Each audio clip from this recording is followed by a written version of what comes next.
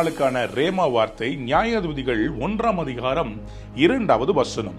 அதற்கு கர்த்தர், யூதா எழுந்து புறப்பட கடவன், இதோ அந்த தேசத்தை அவன் கையிலே ஒப்பு கொடுத்தேன்.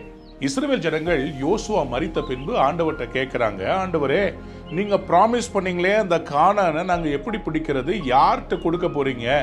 அப்ப ஆண்டவர் சொல்றாரு, யூதா முதல்ல போட்டும்பா. ஏன் யூதா? யூதா என்றால் துதி. அன்பார்ந்த பிள்ளைகளே, இன்றைக்கு தேவன் வாக்குத்தத்தம் பண்ணினதை நீங்கள் பிடிப்பதற்கு கடவுள் இன்றைக்கு உங்களை பார்த்து சொல்கிறார், நீங்கள் துதியினாலே அதை சுதந்திரித்துக் கொள்ளலாம்.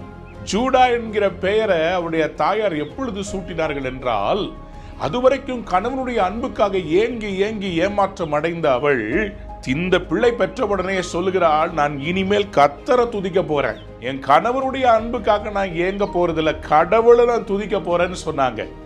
அன்னையிலிருந்து அவங்க வாழ்க்கையில் ஒரு மாற்றம் வந்தது.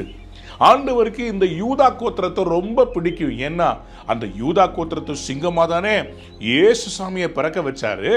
தாவீத அந்த யூதா கோத்திரத்துல இருந்தானே கர்த்தர் தெரிந்து கொண்டாரு.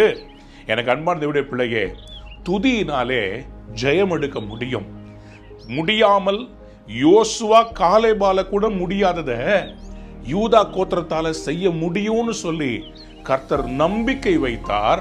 4ஆம் வசனம் சொல்கிறது, யூதா எழுந்து போன போது கர்த்தர் கானானியரையும் பெரிசியரையும் அவர்கள் கையிலே ஒப்பு கொடுத்தார். எஸ், இன்றைக்கு மற்றவங்களால முடியாத துதிக்கிற உங்களால கர்த்தர் செய்து முடிக்க போகிறார். உங்க அலுவலகத்துல, உங்களுடைய பிசினஸ்ல வேற யாரும் முயற்சி பண்ணி கிடைக்காததெல்லாம் உங்க மூலமா கர்த்தர் செய்ய போகிறார். நீங்க துதிக்கிற சந்ததியா இருந்தா, நீங்க ஒரு யூதாவா இருந்தா, இன்னைக்கு உங்க கையில கர்த்தர் வெற்றி வாகைகளை அள்ளி சூட போகிறார். இந்த நாள் நீங்கள் வெற்றி பெற வேண்டிய நாள். ஆகவே துதியுங்கள், ஜெயம் பெறுங்கள். இந்த நாள் நல்ல நாள், பொன்னாள், வெற்றியின் நாள். God bless you. Have a wonderful day.